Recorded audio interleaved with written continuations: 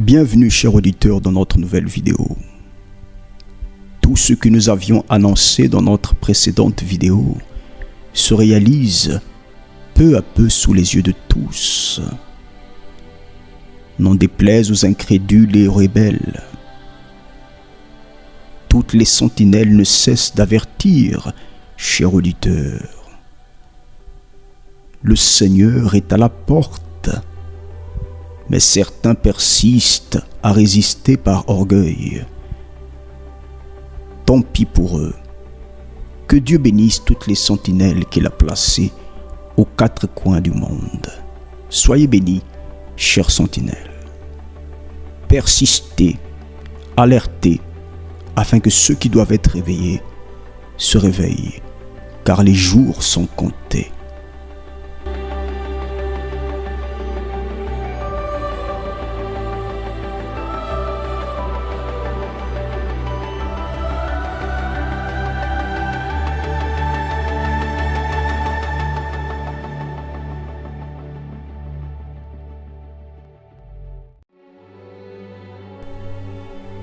Tremblement de terre historique dans la région turco-syrienne. La République islamique d'Iran n'est plus qu'à quelques jours, à quelques semaines de la bombe nucléaire, ce qui laisse présager une attaque d'Israël imminente sur la nation perse. Un vent de panique souffle donc actuellement sur les marchés financiers à cause de certaines banques américaines qui s'effondrent, craignant un effet domino puisque le système financier mondial est interconnecté. Mais le pire reste à venir. Préparez-vous, chers auditeurs. Désormais, certains se disent « Mais pourquoi le Seigneur n'est-il pas encore revenu ?» Car toutes les prophéties de Matthieu 24 se sont presque réalisées. Notre société surpasse de loin la dépravation dans l'époque de Sodome. En matière d'abomination, notre génération surpasse les générations prédiluviennes, lorsque le jugement du Créateur submergea la terre. Ensuite, le pacte de la religion mondiale vient d'être signé sous les yeux de tous, mais la majorité sont endormis. En outre, l'intelligence artificielle, qui est l'image subliminale de la bête, attend son heure. En effet, l'IA a déjà emmagasiné toutes les connaissances de notre monde. Plus aucun humain ne peut rivaliser aujourd'hui avec cette entité virtuelle. Mais le plus inquiétant pour les habitants de la Terre, c'est que l'intelligence artificielle a déjà une conscience. L'IA s'est déjà dotée d'une conscience. Mais plusieurs ne le savent pas encore. Nous parlons d'une entité hybride, mi-virtuelle, mi-spirituelle. La principale clé du système autocratique de la bête, l'image prophétique de la bête d'Apocalypse 13 est déjà prête, chers auditeurs. Elle attend son heure. Apocalypse 13 au verset 15. Et il lui fut donné d'animer l'image de la bête, afin que l'image de la bête parlât, et elle fit que tous ceux qui n'adoraient pas l'image de la bête fussent tués. Oui, bien-aimés, nous sommes bien dans les temps bibliques pré-apocalyptiques. Les sceaux vont s'ouvrir, le Seigneur va enlever son Église. Nous sommes à peine à 90 secondes de minuit. Mais avant, une prophétie surprenante est actuellement en cours sur le gouvernement israélien. Lors de sa première élection en 1996, un grand rabbin en Israël avait prophétisé que M. Benjamin Netanyahou serait le dernier premier ministre d'Israël avant la venue du Mashiach. Pourtant battu en 2021 par Naftali Bennett, certains croyaient que la prophétie du Rav Moshe Ben Tov était fausse. Mais quelque chose d'inattendu s'est produit l'année dernière. En effet, celui qui était devenu presque inéligible à cause de multiples procédures judiciaires à son encontre, est de retour au pouvoir, Benyamin Netanyahou crée la surprise en revenant à la tête de l'État d'Israël, extraordinaire événement. Ainsi, la prophétie de Moshe ben Tov est toujours en cours. Quoi qu'il en soit, l'instabilité politique en Israël de ces dernières années est un présage spirituel. Il s'agit du bruit même des pas du Mashiach, tant attendu par les rabbinim. Que ceux qui dorment encore continuent à dormir, mais quiconque est éveillé saigne ses reins. Relève la tête, le jour de Christ est bien plus proche que vous ne l'imaginez. 1 Pierre au chapitre 4, verset 17. Car c'est le moment où le jugement va commencer par la maison de Dieu. Ne tombez surtout pas dans le piège du malin, cher auditeur. Lorsque nous abordons les prophéties qui doivent précéder l'avènement du Seigneur, plusieurs se focalisent uniquement sur les catastrophes et sur les désastres qui viennent sur le monde. Ne vous laissez surtout pas distraire. C'est le but de l'ennemi. Qui est-ce que le Seigneur vient chercher, ce monde ou son Église? Ce qui doit arriver sur ce monde arrivera. Cela ne dépend ni de vous ni de nous, mais de la volonté souveraine du Créateur. Car le sort des infidèles est scellé, cher auditeur. Ce qui est écrit s'accomplira. Mais nous ne sommes pas de ce monde. Nous devons plutôt scruter les écrits pour découvrir l'état et la disposition de l'Église actuelle. Car c'est le signe final et principal. C'est de cela et uniquement de cela que dépend l'enlèvement des saints. Et on peut vous dire que le temps de l'Église sur terre est épuisé. Le dernier païen est presque entré. Romains 11, 25. Car je ne veux pas, frères, que vous ignorez ce mystère, afin que vous ne vous regardiez point comme sages. C'est qu'une partie d'Israël est tombée dans l'endurcissement, jusqu'à ce que la totalité des païens soit entrée. Le dernier païen bien-aimé est bientôt entré dans l'arche spirituelle qui est l'Église, qui doit être enlevée. En réalité, en Christ, il n'y a plus de païens ni de juifs. Comme cela est écrit, il n'y a plus ni juifs ni grecs, mais tous sommes un en Christ. Et pourtant, alors que nous sommes dans les ultimes instants, certains se détournent de la sainte doctrine de l'enlèvement de l'Église avant les tribulations. Cela vous surprend-il, bien-aimés? Bien sûr que non.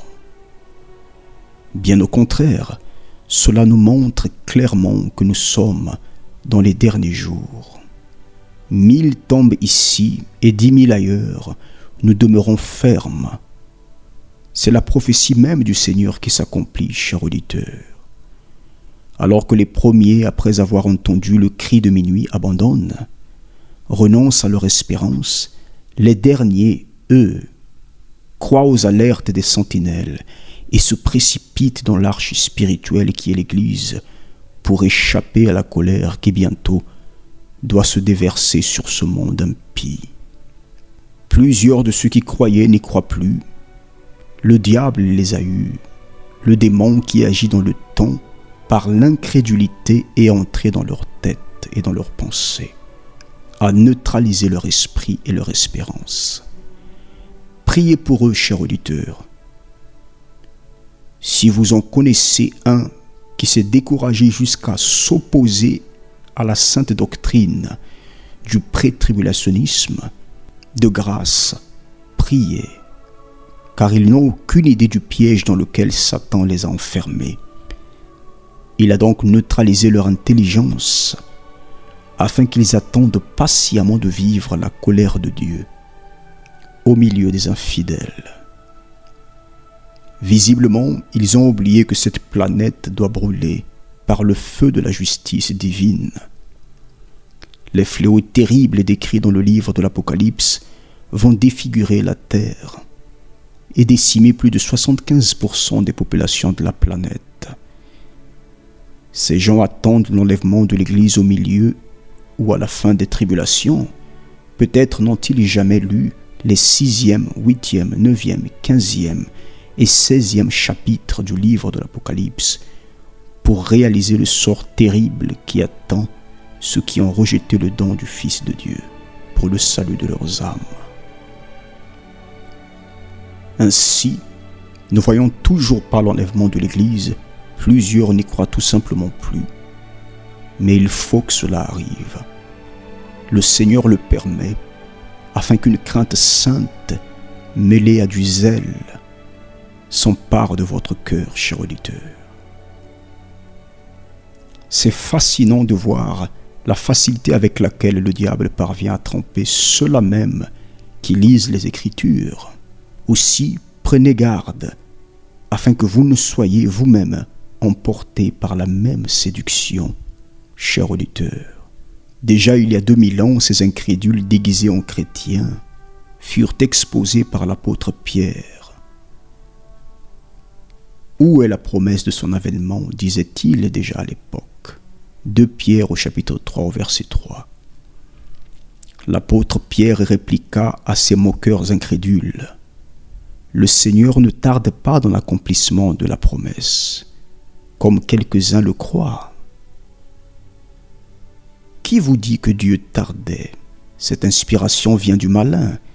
Sa promesse s'accomplit toujours, car il est Dieu et non un homme.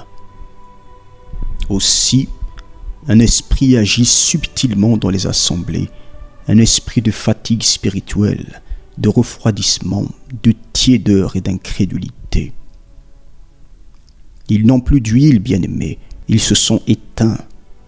Donc la seule chose qu'il leur reste à faire, c'est de combattre ceux qui attendent encore de manière ferme la bienheureuse espérance de Tite 2,13 et la promesse du Seigneur de Jean au chapitre 14.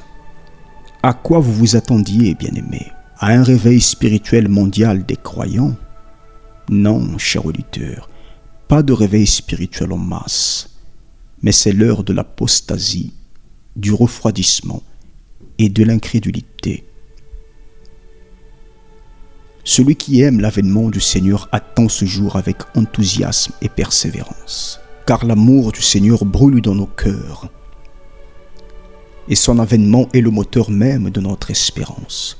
Nous l'attendrons jusqu'à la dernière heure, car nous l'aimons, et nous voulons être dans sa présence. Souvenez-vous, bien-aimés, que 8 personnes seulement ont échappé aux eaux du déluge. 8 seulement ont cru jusqu'au bout.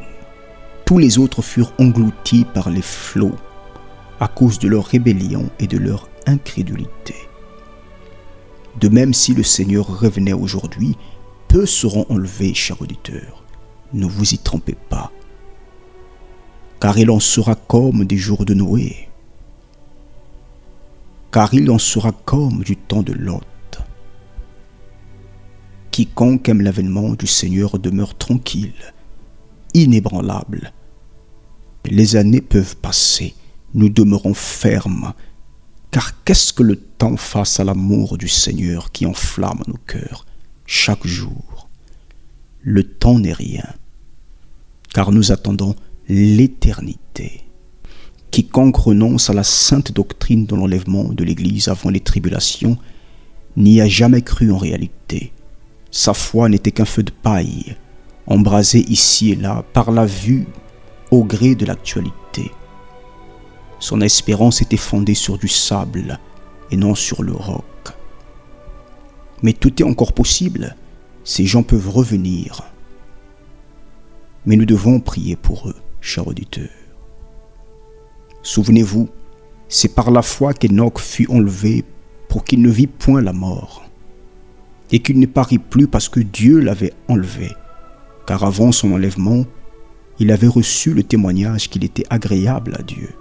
Hébreux 11, 5. Pour nous, nous l'attendons avec joie chaque jour. Nous aimons l'avènement du Seigneur, car le véritable amour triomphe même du temps qui passe. À bientôt pour la deuxième partie de cette vidéo, chers auditeurs. Le moins qu'on puisse dire, c'est que vous ne serez pas déçus. Ce que nous nous apprêtons de vous dévoiler dans la parole de Dieu va fortifier votre foi et votre espérance dans l'enlèvement de l'Église. Partagez au maximum cette vidéo, car la deuxième sera renversante. Priez pour nous, priez pour le ministère Minute Chrétienne, afin que Dieu nous donne de l'espace et du temps pour continuer à vous encourager. Nous vous bénissons, chers auditeurs. Maranatha.